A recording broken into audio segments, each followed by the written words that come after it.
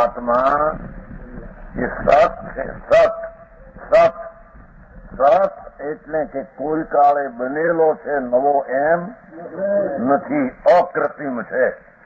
અને સત હોય તે કોઈ દી વર્તમાન નાશ ન થાય અને ભવિષ્યમાં પણ નાશ ન થાય. સત એ અણુત્પન્ન અને સત તે અવિનાશી તત્વ હોય, નાશ વિનાનું.